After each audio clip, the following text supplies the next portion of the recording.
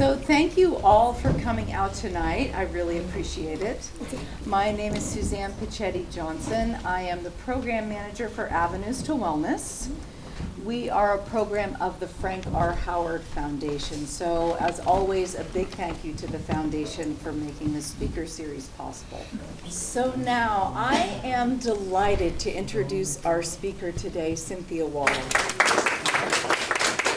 Cynthia is a medical social worker and psychotherapist who's been practicing since 1978, I believe. She's always had a focus on end-of-life issues, and she brings a refreshing, matter-of-fact attitude to the reality of death. So help me welcome. Just to out myself a little bit, I kind of wanted to start by saying, hi, I'm Cynthia, and I'm going to die. And if anybody's been in the 12-step program, you know what you're supposed to say. So, this is a topic that, for some reason, I've always been comfortable. I have a friend who accuses me of being a little blasé about death. I guess it's because I've gotten to witness and hold the hands of and encourage so many people to live really well and really fully with that idea that we all have an expiration date and that being afraid of it was pointless. But it really didn't touch me much until, my parents were healthy and we were healthy, everything was good. But it begins to show up very suddenly in most people's lives. It's the shock of people can die. Part of what I like to say is that grief is a part of life. And that I just wanted to say that I'm going to try to represent in a fairly short period of time the range of topics, both practical and maybe a little woo-woo, and be supportive. I just wanted to let you know that I'm living with stage 4 cancer. I have had for 6 years, and I know that even if I don't die immediately from the cancer, as soon as later, it's been 6 years, I'm taking poison every day. And anybody here has cancer or been with cancer? Yeah, it's like this is what it looks like. And I'm outing myself around that because I want you to know it can look like this. The fear about getting checked, the fear about getting early things. So we have all of these ages and stages. And we're all just one fall away, maybe, from, there you go. One fall away from a broken something or other that means, that all of our independence is gone. So this is the end of life. I like this topic. It's called getting the last chapter right.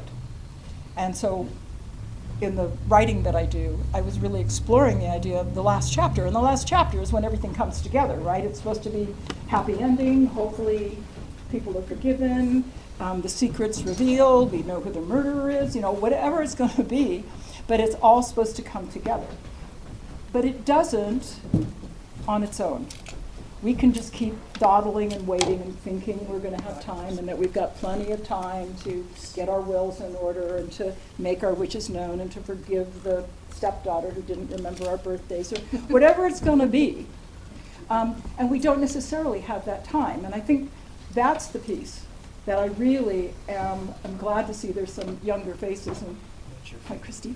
That the whole concept of not being afraid of death is something that we're really bad at in our culture in general. And that we're supposed to be, somehow, death is the enemy when you go to medical care. Doctors will do everything they can to extend life. And they're not doing as much as they can to help us necessarily be as healthy as we can. So I want to just get the paperwork part over with first. How many people here have their trust and wills in order? Great. Fabulous. You're way ahead of it. And they ask you a lot of questions that you have to think about. How many people here have completed one of these? Okay. Huh? This is called a POST, a physician orders for life-sustaining treatment. And I was showing it to Suzanne. This is in your face. This is, do you want to have attempted resuscitation or not? Do you want full treatment? Primary goal of prolonged life by all medical effective needs, selective treatment, comfort-focused. Do you want artificially administered? It makes you think about these questions.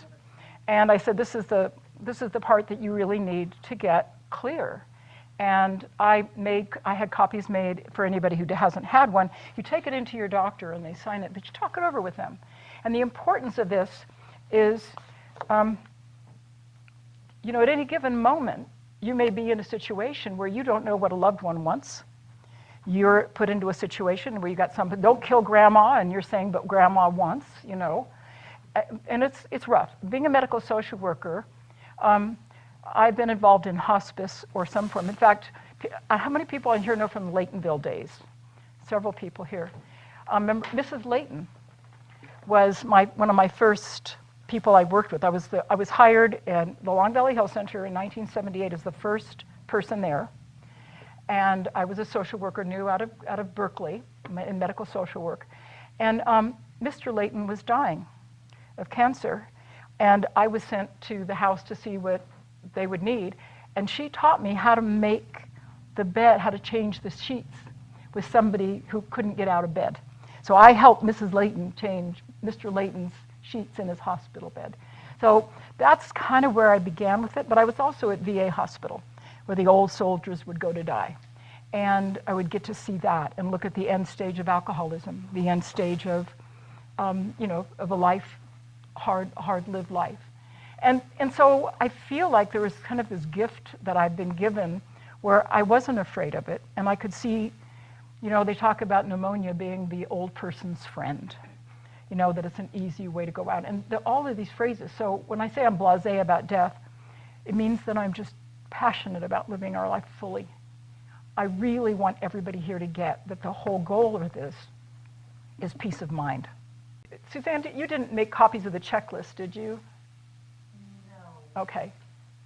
I'll give it to you and you can send it to everybody that signed in. Sure. Okay. Because on this checklist, you go down and you can go like, yes, I've got my trust. Yes, I've got my DNR. Yes, I've got my post. Oops, I don't have my passwords anywhere. Oops, I don't know what, you know. When's the last time you looked at your trust? So I have been working with people who get referred to me a lot in private practice by doctors who, they're struggling. They're struggling with being fully alive. They're struggling with having a chronic condition. And it's that turning point. It's that beautiful turning point when people realize they're more than their bodies and that time is precious.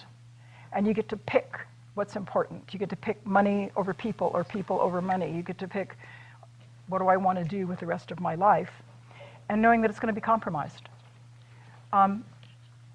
So one of my other hats is I'm then the president of something called Friends of Hospice. And we got changed to Friends of Health over on the coast. And so I have been both actively as the social worker for the hospice program at times for $1 a year. That was my paid. Come on in. So, and I've had this thing of watching hospice nurses. And anybody here gone through hospice? Who here has like helped somebody with hospice or been through there? I mean, are these the angels or what? And there's not a single one of them, even if they're atheists, who does not believe that there's not meaning and purpose in the last bit of our life and that there is a crossover of some kind. And that's the woo-woo part, because it's the fear of dying, I think, that makes us so afraid to be fully alive, afraid to make mistakes, afraid to take the risks that make life absolutely worth living. So we recently, Friends of Health, we're calling it now, just in the 5th of April, we just gave a whole forum, 10 people, experts, all donated their time. Come on in, welcome. We had a fiduciary who introduced people to, you've got to get your paperwork in order, I can help you. Then we had an estate attorney. Then we had the adult protective services worker who said, please don't be afraid to call if you have a friend who is struggling, who's having a hard time, who's not getting to the doctor, who's afraid, who doesn't have access to good health care or money or transportation. So we looked at this, and I realized I set everybody up down, and so then we got her, and then we got the young woman who's the executive director for the Cancer Resource Center, which I know, if anybody here have been related to them, you know, they're lovely. Aren't they wonderful? So she was there representing that. Then we had a patient navigator who drives with people. She's paid private, but she's an MSW. She goes with people to San Francisco to their appointments or to Santa Rosa because it's hard here. It's hard getting to good care and having somebody there who's making sense and helps us. And even trying to park at UCSF, I mean, oy. So I personally go to Stanford. I go to Stanford every 3 months, and I have MRIs and CAT scans and meet with my oncologist, my nephrologist, my endocrinologist, and my cardiologist, all of which I needed because I started taking chemotherapy, and that then, that's then the ripple effect of it all. So this is what it looks like to get older. I'm going to be 77 in August. I'm a Virgo, and in addition to being the oldest. So there's a lot that we are faced with that we can cope with, but we keep bouncing back up. If we can keep getting back up and going, all right, I don't know what the next step is, but I'm willing to do it. So the next person that was there was Robin Saran, who's an MD. He's the hospice medical director for the coast. And they're just getting the hospice program going over there. So that's kind of limited, but there's 12 patients with a 10-patient waiting list. When you got 10 patients waiting for hospice, there's something wrong with our system. And the problem is they can't find nurses. It's hard to do that. But the next person was Mark Apfel. Does anybody know Mark from the doctor? Yeah. So he was on the committee that designed this thing. And he was speaking passionately because he said that this is one of the things that makes people be in your face. You look at the options, and then you know really whether or not, and then you have control over your own destiny. Otherwise, the doctors will just keep you going. Your grandchildren might try to keep you going. I don't know what you got, but so it's really taking control of this part of our life. And then, so he's a prescriber for end-of-life medication. And it was a real gift. I was married to the same man for 41 years, unbelievably. Marshall Rogers, I don't know if anybody knew him. And you knew him, you guys knew him. Yeah, this is up in Laytonville days. And he had end-of-life problems with heart, severe heart, and some dementia, and he was losing it and going down, but he was not sick enough to be able to qualify for the logical end of life. It's time. He didn't fit. So he decided to make a grand tour. He wanted to have a nice full life, so at 84, he got an RV that I bought him, which is kind of a clue to being married for 41 years. So, the secret of my success.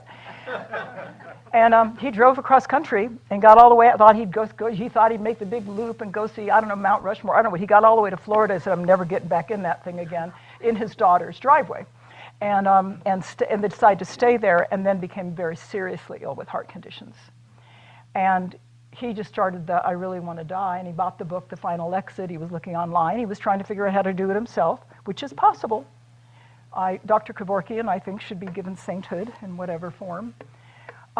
We've been doing this struggle for a long time. And the thing I liked about Dr. Apfel was he said he did not want people to be dying alone. He would attend to the death. I said, even coming from Anderson Valley to Fort Bragg.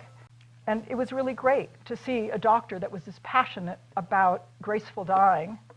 But he said, but I'm not just that. I'm a palliative care person. I want to give people the longest amount of time I can. And I do general medicine and try to get people to be healthy. And I thought, that's it. There you have the perfect package. And I was really grateful that he was there.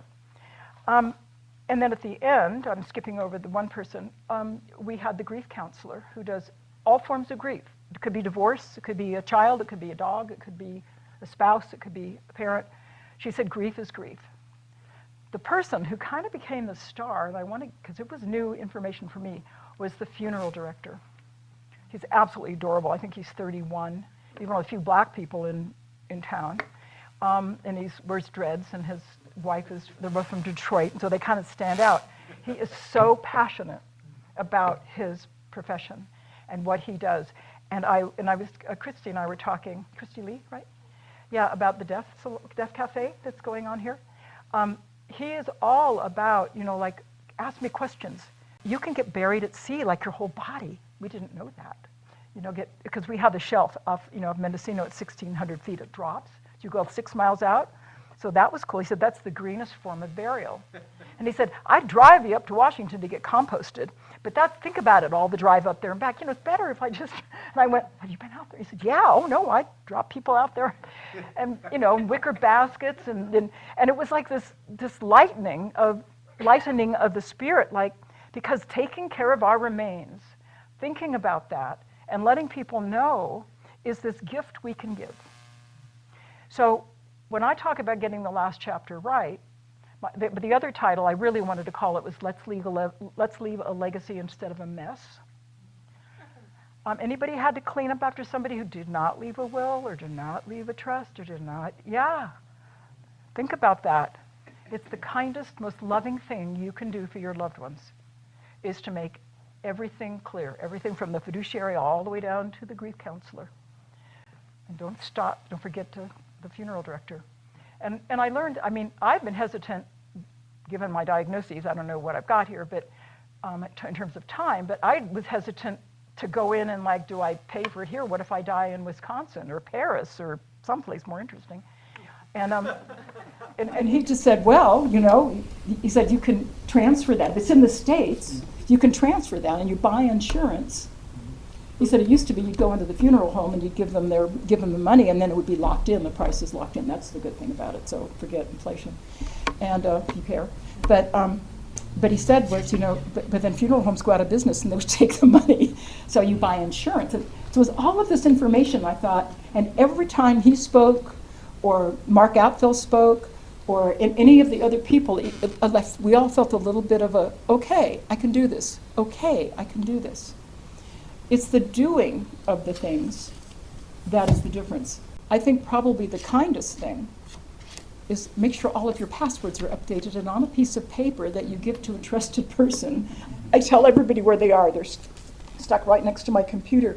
Because think about that. Think about what it would be like trying to respond, trying to get even your Facebook page or all of that other stuff. How do you do that? You see a lot of dead people on Facebook because nobody knows their password. I know that's weird, but they don't know. So taking care of the business of dying, that's where you get peace of mind. Because once all of that's done, there is a lightening. There is a lift. Because we're not going to make it out of here. Hi, I'm Cynthia and I'm going to die. That's just who each one of you is. I helped my husband die, by the way. It was a wonderful gift. I flew out to Florida. You can't say gay, you can't get an abortion, and you cannot die in Florida. That's the rules. So I flew to Florida, and we flew back first class. It's the only time I've ever done that. Really well worth it. And we had 2 beautiful weeks, where he picked the date. He picked New Year's Eve of 2022. And we had 2 weeks, and people got to come and visit and say hello, and it was like this. And he kept saying, when's the big medicine coming? When's the big medicine coming? So that's what I call it, the big medicine. And I think that was a good name for it. It was a really good name for it. And it was something that we began to engage. He was in so much pain, I have to explain, and the reason why he had down to 1%, but he had a pacemaker. And it's kind of hard sometimes to die with a pacemaker. So, and nobody would turn it off or turn it down. You think, oh, well, that's no big deal. So all these options you think are available, they're not. They really are not. And so this is about kind of the patient and you being the patient. I'm talking to you as if you're the person who's going to fall over dead and leave a mess or a legacy, or you're going to have, like my mother got a diagnosis when she was 62 of cancer was already in her liver. And they said with treatment would be 2.5 years, without treatment would be 6 months. And my mom said, I believe in miracles. Anything could happen, and I'm going to pick the 2.5 years if I get that. And she got it was like, I don't know how they did that, but it was almost exactly right. And so that's sort of the thing the most terrifying idea, right? I'm going to get cancer, but it actually freed her up in a way that she was such a I still use my mother's Al-Anon book, and the parts that are highlighted and underlined, I know exactly what she's talking about. And so this is this wonderful thing where I watched my mother come to a real peace. She was one of the good Christians, that really acted her life and did well and was well loved. But she changed. She got, like, I want to go places. I want to do things. We went shopping. I still have some of her clothes, and she died in '92. She went to Mendocino, and we got some really nice outfits. And she wanted to travel, and so she and my dad actually kind of got along for the last 2.5 years.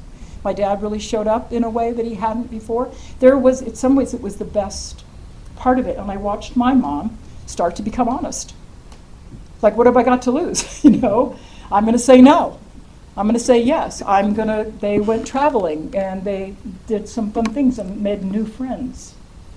And there were so many people that missed my mom. So her tombstone says, Cynthia Wall. She was everybody's best friend. Because people came after, they like, she was my best friend. She's my best friend. She's my best friend. And nobody fought. They all thought it was great. So she's been my model. And because I've got mets to my liver, so I looked at how she died. She lived fully up until the last minute, and then it was pretty quick. So what a gift. So I'm not afraid of that part of it. I'm not afraid of that. I'm not afraid of pain. I'm not afraid of not being cared for. I'm not afraid of those things. Because I watched a brilliant teacher, and I was just 42. I was too young. I was too young to lose my mom, kind of. But so I was 44 when she died. So I had that, and then 5 years later, almost to the day, my father got up, made a cup of coffee, sat down, and had a heart attack. Just, he had a girlfriend a couple doors down. She was wonderful. We loved her. They'd gotten together, and he'd just gotten back from 6 weeks traveling in New Zealand and Australia. And I said to Millie, the new girlfriend, I said, what was it like? Was he great? She said, no, he was out there with the border collies. He was having a great time. And he came back, and he had a widowmaker. He had one. So he was just 72. So I got the benefit of kind of like, here's the long, tortuous death, not so bad, and here's the quick one. So at my father's memorial, I, being the oldest and obviously accustomed to public speaking, I gave the initial eulogy, and I asked, I said, did anybody know what that part is on top of the dryer? Because everything else is handled. He practically had arrows pointing to the trust. Everything was neat and organized. While we were at his memorial, he died on the 1st of March, so I think it was like the 15th of March we had, maybe even earlier, the memorial. We get a call from his accountant saying his taxes are ready. So this was a man, and so when people came up to me and said, I want to die like your father, I said, then you get your affairs in order. And they didn't know what the part was on top of the dryer. Somebody did. And what do you want people to say at your funeral? My mom got, what am I going to do without my best friend?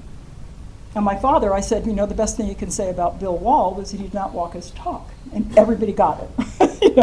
He talked tough, he was mean, he sounded racist, he sounded this, he sounded that, but he would give anything or help anybody. So he had, what on his tombstone is a friend indeed. Which is kind of a pun, because if I don't know where that comes from, but a friend in need is a friend indeed. Sounds like somebody's like, oh yeah, I'm your friend. But he really was a person who did good deeds. He really looked forward to helping people, to being that other hand. I have a Substack essay that I do called Unsolicited Advice.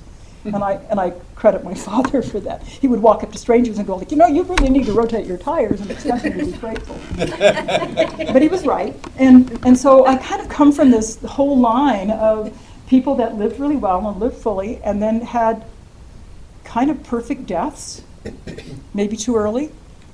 But is that even a thing? I don't know that it's a thing to die too early.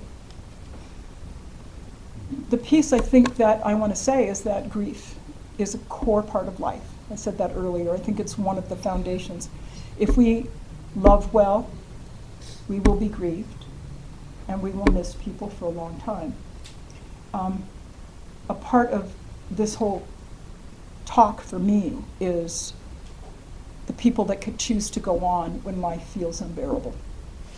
And I would put in that classification. For 30 years, I've been honored as a volunteer to be a facilitator for a group called the Compassionate Friends. Is anybody familiar with that? Yeah. It's a support group for parents or grandparents or siblings of children who died. And child could be 70 and you're 90, or it could be a miscarriage. It could be no judgment, no hesitation. So I talk about living with, more ailments than my latest journey thing. I have more maladies. I should be on Grey's Anatomy. I could be a guest every week. But I'm not letting it stop me, because I want to have a legacy. I want to keep my affairs not just in order, but I want people to miss me. I want there to be grief. I want there to be the good grief, where people are saying, not what will we do without her, but she gave as much as she could. She was as present as she could be. She went that extra mile. Go one more mile, just go one more. And then I've got to learn to rest. So that's, some of you who know me know that that's part of my challenge. But can you see this range? And if we're not afraid of any of these steps, if we can kind of check off this list, it's the thing I sent to, I should have said to you, I'd like you to make copies of it. It's called the Peace of Mind Checklist, because the goal is, once you get all that checked off, all the way down to passwords and et cetera, and I think some forgiveness letters, maybe you don't want to do them when you're alive, but you can kind of leave them in a chicken. I think it's kind of chicken, but I think it's okay. The please forgive me and I forgive you letters that we, the ones that wake us up in the middle of the night, the little resentments and the grudges that we just hang on to, that's not peace of mind. So I'm not here to talk about death. I'm not here really to talk about grief. I'm not here about helping people die. What I'm here is to say, you're all going to die, and how do you want to do it? The fact that you're here upright and made it up those stairs says that you probably have enough time to get your affairs in order and to get some of the dreams that you want to get done. I was, I'm thinking about people who've had sudden traumatic, you have a fall. You're fine, and then all of a sudden you fall and you hit your head and you're not fine anymore. And that can happen. And it's really abrupt, and it feels like it's interrupting life. But one of my people that I like is Oliver Burkeman. Is anybody? He's a Brit, and he wrote a book called 4,000 Weeks, which is New York Times bestseller list. Anybody else looked at it, seen it? And it's like, basically it's the idea of, like, you live to 80 something, you'll have about 4,000 weeks. He said, you think about a day, you can't get a lot done. You think about a year or 6 months, whatever. But a week you can kind of conceive. What do you want to get done this week? Or who do you want to see this week? Or what plan do you want to make this week? Or what adventure do you want to have? Or what, never again do I want to have this week. And he said, think about that. So then he followed it up with this book called Meditations for Mortals. 4 weeks to embrace your limitations and make time for what counts. And so when I talk about this checklist, this peace of mind checklist, it's the idea that somehow I'm going to get it all done, and then I'm ready and my problems will be solved. And so he has this little paragraph in here. It says, the author and podcast host Sam Harris recalls being at lunch with a friend, moaning on about the various problems he was confronting at his work, when she interrupted him mid-flow. Were you really expecting to have no more problems at some point in your life? She asked. And Harris realized with a start that he had been subconsciously proceeding on the basis that such a time would eventually arrive. I was tacitly assuming that I would be able to get rid of all my problems, he recalled later. Even though it sounds ridiculous, that was implicit to my thinking and my emotional life, to the way I was meeting each new problem. It was like each new problem was somehow a punishment, that it was, like it's evidence that I'm not a good person, or that I did something wrong, or I should have thought of this, or, and we get problems. And I know my friend Lynn had, suddenly gets a pain out of nowhere, and it's like nothing she caused or happened, and it takes her in a whole new life direction.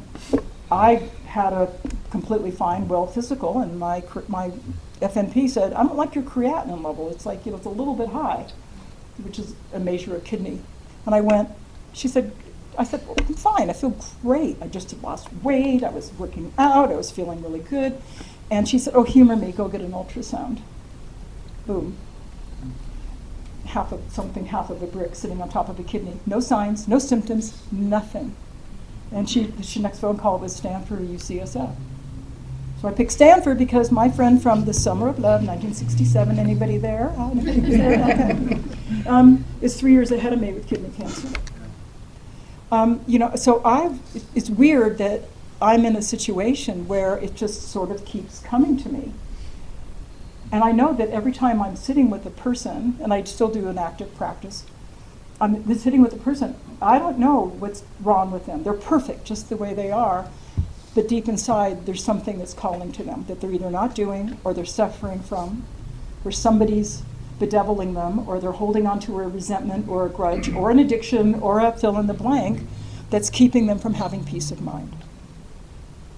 I mean, ultimately, I think, when I think about what kind of death do I want to have a peaceful death.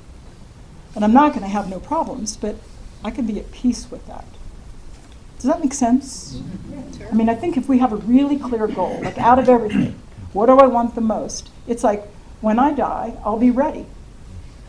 I will feel ready, and I won't feel like I just kept pushing things off and pushing things off.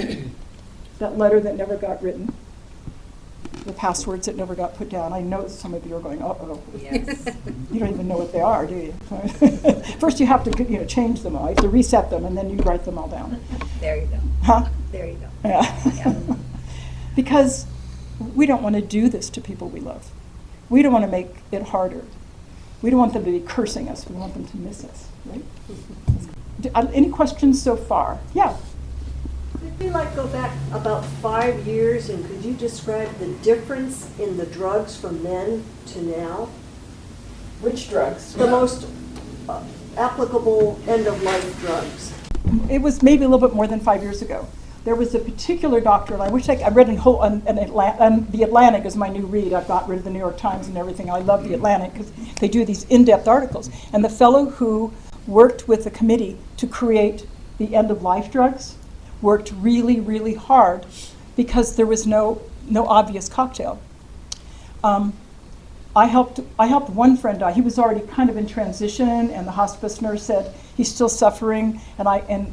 And she said, I can't do it because I'm a hospice nurse, but let me show you how to give a suppository of phenobarbital. And honestly, of all of the things that we have been around, that's an old anti-seizure drug. And if you take a lot of it, some people took it for fun. I never did, but some people, the downers were not my thing. But it basically said it's like a blackout drunk. You don't feel any more pain and whatever, and you just keep giving enough. So that was the first time that I assisted somebody. But this new cocktail is a combination, and in fact, the doctor that prescribed it over in Fort Bragg, she said, would you take a picture of it, because I'm not even seeing what it looks like, so you have to call it where we had to call Sacramento, and it came in a FedEx box. No instructions. I'm not kidding you. Nothing. I was like, you get colonoscopy, it goes on for pages, right? This was like, there were no and I called the pharmacist in Sacramento, and he said, oh, I'm so sorry. And I said, well, email them to me, because time is of, at the essence. And he literally, it was all around Christmas and everything, and it was like this long. Take this antibiotic 2 days before, then take these 2 little pills that are anti-nausea and anti-vomiting, and then a half an hour or so later, then mix the powder, which is a lot of phenobarbital, a lot of other benzodiazepines. I don't think there's any morphine in it, but it's that, that whole pressing you down, making breathing go slow and harder and shutting the heart down. And you mix that in some kind of, and you didn't even say, mix with water or juice. And it was but then it's really bitter. I'm going to tell you the true story about what happened. So my grandson, my husband's oldest grandson, is a heroin addict, has been, he's clean now. Perfect person to help me. So we assisted my husband that night. I didn't know what to expect. So this new cocktail, I called the doctor. I said, why do we give the antibiotic? She said, I don't know, but the other patient, they didn't ever bothered, so I didn't bother. Actually, you take it 2 days before because it helps to affect the kidney in such a way that makes the medicine more effective. That would have been helpful to know.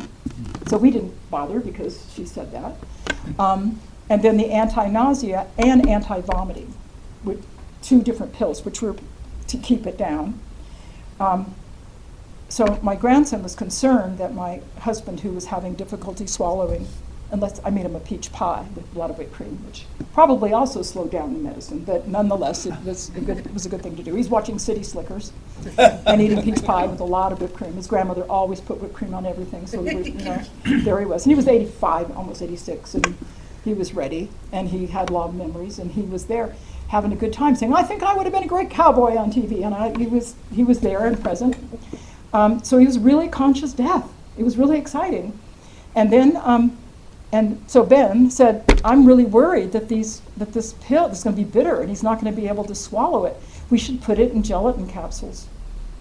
So we're sitting there, and I went, oh, this is bitter. He said, oh my God, Grandma, we got to put masks on, and we had gloves and masks. We're sitting at purple, they're all purple for some, the latex, purple gloves, purple mask. We're sitting at the table scooping up this stuff into capsules, which probably also slowed it down. And Marshall comes out of this walker, on Mr. Rogers' walker, comes out of his walker, to the kitchen, and he said, when did my family get in the drug business? And I looked at Ben and I said, is this the kind of thing a grandmother should do? He said, well, you've always been the fun grandma. So, I mean, this was the energy and the spirit of it, because he was and he was the lead with this. He had, we kept saying, it's up to you. You don't have to do it. I mean, there's no pressure on us. It's fine. I'm happy taking care of you. I mean, he weighed 200 pounds, and I was picking him up off the floor at the gate belt. I mean, he was stumbling and falling, and even with the walker.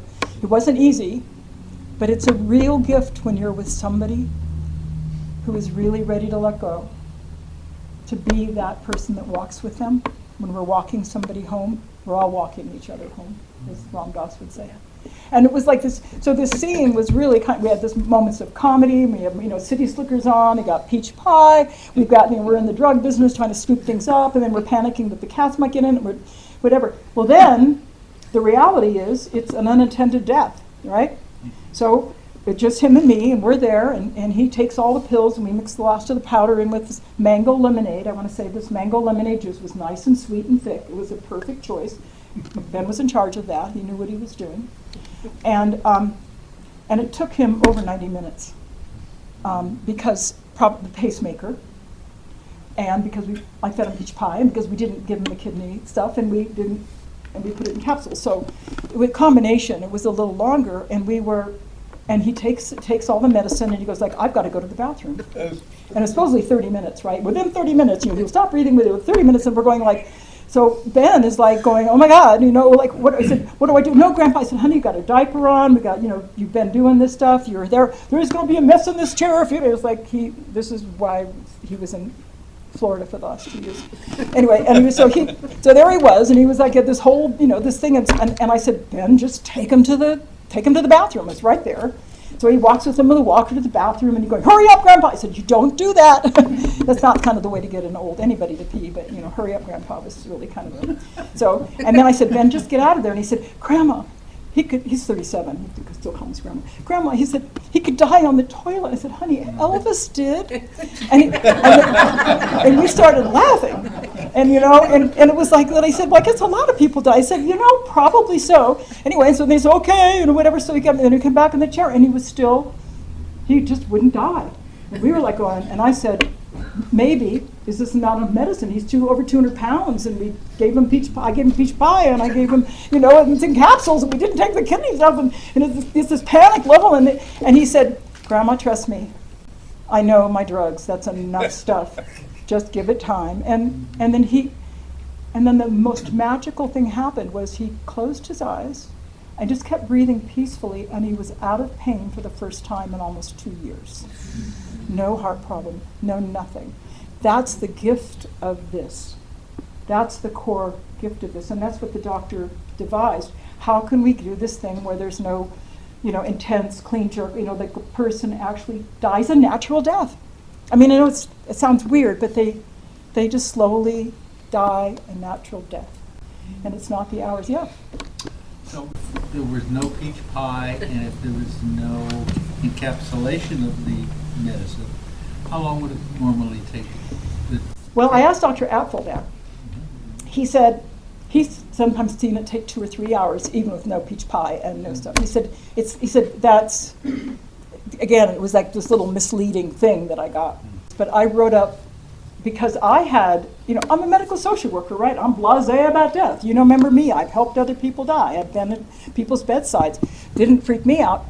I had no idea, but I called and I said, what do I do? The funeral director, the lovely Seth, said, you're gonna call the sheriff the day before and find out, let them know. And it was like, oh, okay. Nobody gave me this information.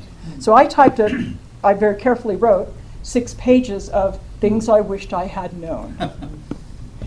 And what was really lovely about that was that I went through it very carefully, and then the doctor who prescribed the medicine, she came in and we fine-tooth combed it again, and she went through and she looked up why you need to take the kidney medicine and why, all that stuff. So that was the real benefit of there. So now I've got those 6 pages, and Dr. Apfel has one that he uses.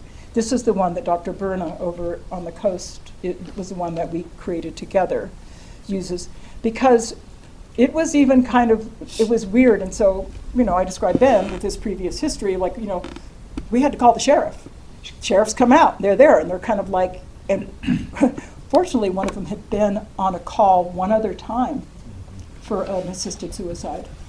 And the other one was like young and had deer in the headlights. It was like, and so Marshall is laid out lovely in the living room in his thing, but whatever, he's now gone, and we call the sheriff, and they come out, then they call the ambulance, and they have to come out, pronounce time of death. And it's just this, and you're just, the whole time you're sitting there, and it could have been macabre, to have your beloved person laying there, but it felt like he was a part of it. It was very natural. It was the way that it used to be.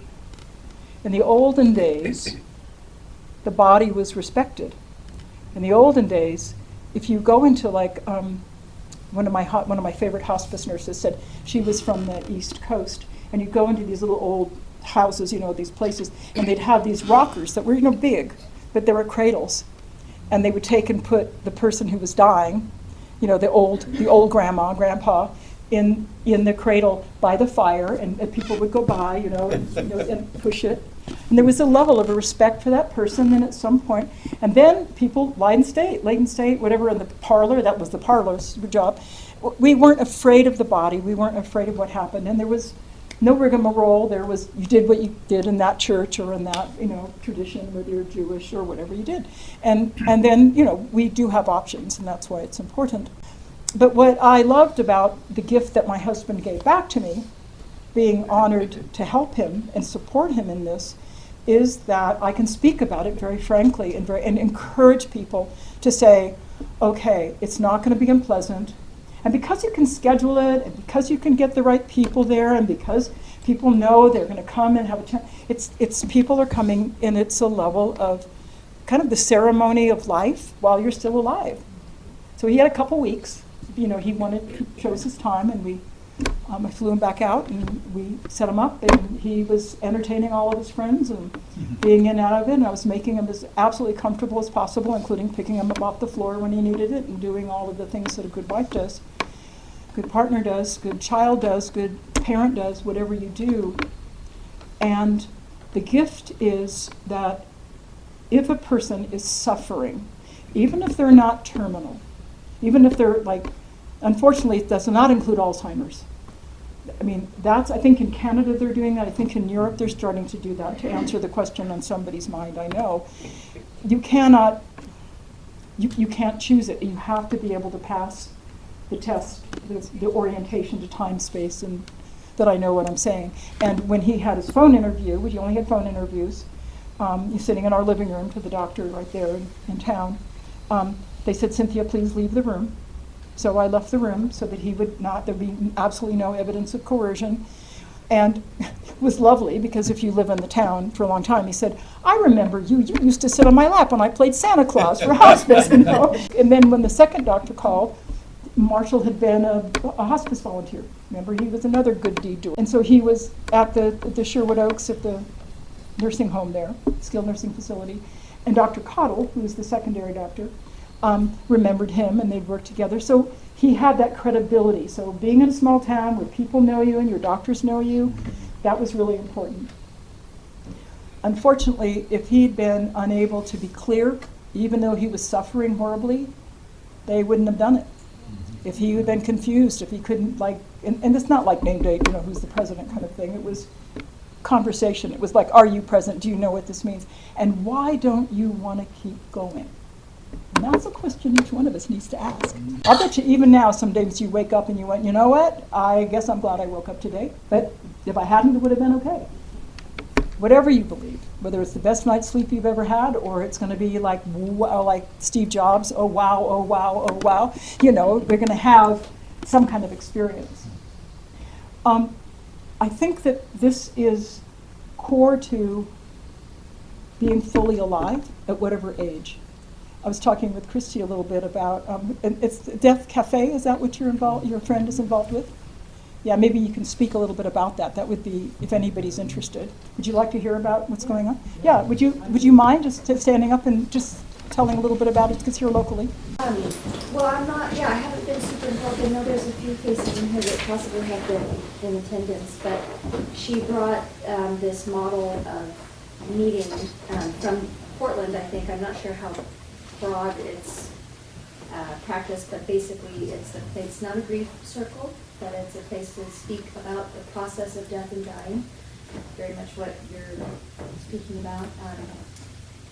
And she'll host different people that will come and share various aspects of the process, and it's open to everybody, and it's got this kind of cute aspect to it where, like you say, you want to live fully. So part of what they do is they eat sweet, yummy things, and while conversing about this topic. And when is it? It's here in So it's monthly, I believe, Sundays here, and then there's also one in Ukiah. There are 5,000. Jean attends that. 5,000, yeah.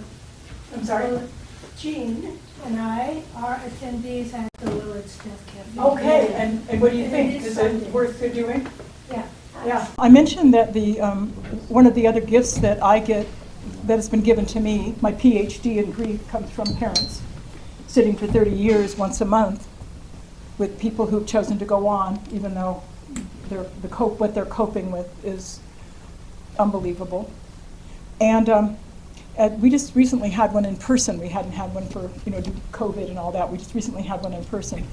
And one of the people said that, and she had been grieving for, I think it's been 13 years since her only child, her only daughter, died of alcohol-related problems, but was dear to her and precious and very young.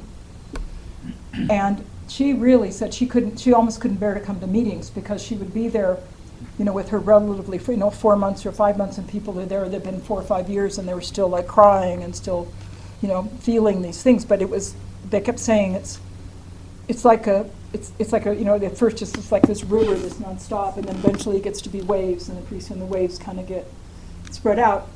But after 13 years, she went to Death Cafe. She was out of the area, and she attended a couple of there, and she said that gave her more peace, and it lightened this crushing grief in a way that all of the other meetings that we've been having or sitting with other mothers hadn't, that there's just been this general, like, the acceptance of this. Larry McMurtry wrote a book, and I'm going to get the title wrong, it's something about Buffalo Bill and something or other, some more of those books. And then there is like this is the guy who does P.T. Barnum and Buffalo Bill, and they had those big shows and all this stuff. And one of the guys was the Indian, the chief. He'd come out full regalia, and there was something happened and somebody died. And he goes, "You white people, you think there's some kind of thick wall between life and death?" I said, "It's a veil, it's nothing, it's a wisp. At any given moment, people can cross over." And native cultures, indigenous cultures, people who didn't have instant medicine and dialysis and all the stuff that we have, they had, and unfortunately that's true on reservations now, it's part of my concern is what's happening for the poor people and the health care. They don't have the choice. They have to be more accepting that people die. And I think that when we do that, that's where peace of mind comes from, is that it's not like we don't grieve, it's not like we don't miss, it's not like we don't maybe want to die or do die as a result of broken heart. But there is a level at which we can acknowledge that it's real, and we can acknowledge that it's a natural part of living. And it's like this continuum. Remember, you can have imaginary fiduciary, estate attorney, social worker, chronic disease manager, patient navigator. You keep going all the way down till you get to the end, to grief. And that means you loved. And that means you were loved. We don't miss people who didn't love us, really, not much. I mean, I can honestly say that I don't miss some of the people that didn't love me, but I miss the ones that did. And I want to be missed. I want to be embodiment of, what do you need? How can I be here for you? I've been gifted to be plopped into, I don't know how it happened. I feel like a hand at my back has guided me my whole life to get to collect stories, to collect experiences, even to have my own problems, because that makes me more empathetic. It makes me more. So I think these problems that we expect just to go, if I do it all right, I'm going to get up in the morning, I'm going to make my list of 10 things to do, I'm going to put it in priority, I'm going to check it off, and then I'll have a great day. Yeah, and then somebody smashes into, your friend's post and it's not. We're just not going to get out of this. Not only alive, or not only without problems, or not only without health problems. And we're not going to get out of it without losing people we love. If we live long enough. So one of the things my mom and I did was, remember Bernie Siegel, Love, Medicine, and Miracles? And he had another one, Faith, something or other, but he and his wife, so I went to San Francisco in an intimate thing of like 1,800 people. And he gave this talk about what do what's the point? He said, the question I always ask, who here wants to live to be 100? I'm going to ask you, who here would love to live to be 100? Okay, right, not very many. And he said the question he always asks is, why not? And the answer usually is, because everybody I know will have died. Everybody I've loved will have passed on. If I live to be 100, that will happen. And he said, make new friends. Make younger friends. Go do new things. Learn new things. Love, Medicine, and Miracles. And the book really talked about miraculous healing, that because people started living the life they really wanted to live, they suddenly were able to give up the alcohol or the whatever. If their A1C is too high, they were able to stop eating sweets compulsively, or they began to walk, they began to give, they began to share. And I want to put out the thing that will keep you alive the longest and the happiest, just to volunteer. Of all the things that I do, and I do a lot, I'm a little bit insane, is I do a lot of volunteering. Some of my patients or clients think that, that the insurance covers it. They don't know that it doesn't, and that's okay with me. I'm happy to see them. They're there, they're working hard, they want to have a better life, they want to be better parents or better whatever, better body owners. And I do that. And I also am a volunteer for this nonprofit. Join boards, be on committees, serve lunch at the senior center once a month. It makes a huge difference. Meals on Wheels, as long as it's being funded, they're often, the reason they don't get delivered where we are, they don't have not enough volunteers. Is that insane? People are hungry in Albion and places way the hell up because there's nobody to take food to them? And what are you doing? Sitting on the couch and bemoaning your bunions? I don't know. So if you want to live a long and happy life, be the kind of person that people's eyes light up when you walk in the door. 'Cause whether you've got a hot meal, or you're just willing to give them a ride, or you're just willing to say, how are you? I noticed that your lawn is past its point, and I still can weed whack. You will feel better about being alive, and when you drop suddenly like my dad, or you get the 2.5 years like my mom, you'll know what to do at that time. And that's kind of what I got to say about that. Any questions? Hi. Pragmatic. I have a friend with MS who's in a nursing home, so he has a doctor assigned to him. Can any doctor do the physician assistant suicide? Does it take 2 doctors? How do you arrange the coordination of phone calls? The doctor should know who that person is. I don't know who there is in Willits. Does anybody here know who in Willits or Ukiah is prescribing? You have to go, I think there's some certification. Some people, because one of the other doctors said they're going through their certification. Basically, you have to be comfortable reading, like these questions, it's a lot more. You have to be comfortable reading all those questions and to be certified and then to know what to do. But the doctor that did, she'd never even seen the medicine before, right? I mean, it was sort of, she said, would you take a picture of it? And it was in the middle of COVID. She said, take a picture of it and, and send it to me. And I asked her if she wanted to come. You didn't go to the movies? So nice to see you. Bye-bye, we'll be in touch. And so, so this was, and then she did start to go to the deaths. She was able to, she couldn't come to my husband's, but she has. But it takes one doctor that's certified, and then there's a backup physician, and I think it's similar. But it's a couple of days. Bye-bye, Carla, nice to meet you. And we have this feeling of there being, like they're comfortable asking these hard questions. I don't know why every damn doctor doesn't want to do this. I would think it would be a thrill, yeah. All 3 hospitals in Mendocino County are run by Adventists. Yes. And they don't participate in that. This is an Adventist doctor. She's allowed. She said, don't put my name or clinic in there, but they know what I'm doing. And I know there's 7-day dentistry. Yeah. Mark Apfel did come to Willits for a friend of mine. Okay. It was 5 years ago. I don't know if he's still doing that. I think he's willing to. He said he'd come to Fort Bragg, which is equidistant, kind of. We need more doctors. I wish they'd let nurse practitioners engage in that too. But the way it needs to be referred. You could call Anderson Valley Health Center, ask for Mark Apfel, and say, I have a friend with MS, would you be willing? He helped somebody with neurological problems. So you don't necessarily have to be terminal. If you are just a cast, you're already in the casket and your casket's your body. If you're in a lot of pain, if you are in total indignity, that matters. It doesn't have to be hospice there. So that's just the answer to the question that he gave us that day. This is really, it's one of those things, I don't know, there's only I think there's maybe up to 10 or 11 states now. One of the states just voted it down, they couldn't get it passed. But it's not that many. Is anybody else? Yeah. Okay, you said there's 10 or 11 states where it's legal to do.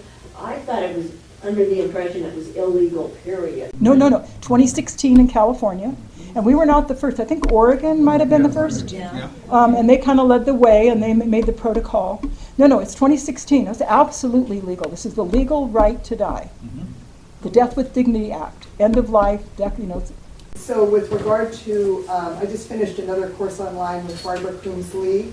She's written a book called Finish Strong. And she was one of the people who, she was a nurse, became an attorney, and worked on the original Oregon state legislation to allow medical aid in dying there. But just to be clear, it's not applicable for people with any kind of memory impairment. So that's really important to know. But there are ways, if you have memory impairment, to actually have a peaceful death. And I'd be happy to talk with people about that, and Suzanne has my information. We talked a little bit about that in the talk that I gave in February.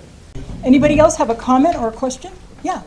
I attend the Death Cafe in Willits the last Sunday of the month, and I took a workshop with Meredith, who runs that, and it was all about the paperwork, 5 issues, and all of that, and there was an addendum to that, something about if you had dementia.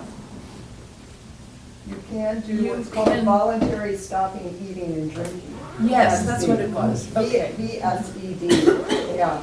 So that is an option, and that's been talked about in a lot of circles, much like this, where, that can take a week to maybe 2 weeks, and but when you become, so when you do decide to do that, you do need to have a certain amount of cognitive capacity, and so it's good to do that in the early stages of dementia, and you're able at that point to, after a couple of days of not eating, you become weak enough to where hospice then can come in and actually, so this is really a great option. I didn't know about it, so It's really important to know because, you know, we're all at risk for memory impairment. You can watch my talk that I gave a couple months ago on that. And so we're all at risk at not having the full capacity to give our wishes, you know, so this is really, really important. I think we are empowered as people who love each other to be able to carry out the wish even if the person is in that moment. Because a person could be fully capacitated and then have a major stroke and then be incapacitated. It's not just Alzheimer's or slow dementia, and it's like knowing what they would want.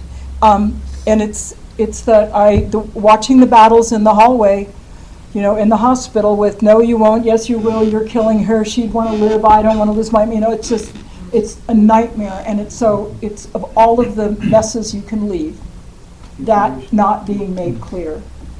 And if you want to feed the fishes, or you want to be married in a wicker basket, or you want to be cremated and, you know, underneath the peach tree in honor of my husband, you know, I mean, you can have a lot of say in that. And to be able to know that we can say, you know, please help me if I get to a place where I'm suddenly confused. Don't force feed me. If I don't feel like eating, if I shake my head, don't try to, you know, don't worry about me being dry mouthed. You know, you can do the fentanyl things. Glycerin. Huh? Glycerin? Yeah, glycerin, but I mean like the fentanyl pops and things like that where you can have just a little bit and it, you know, it eases. We have so much, a good hospice nurse can help facilitate this too. Like I said, she said, I can't do this, but I can show you how. And I went, okay, I'll be happy to. He was like my brother. I said, he'd do it for me, I'd do it for him. So that was the fentanyl suppositories. Not fentanyl, phenobarbital. Phenobarbital suppositories. And it was like, what the heck? This has got to be the easiest thing in the world. Why? Well, you've been a fabulous audience. I mean, this is a delicious topic, I know.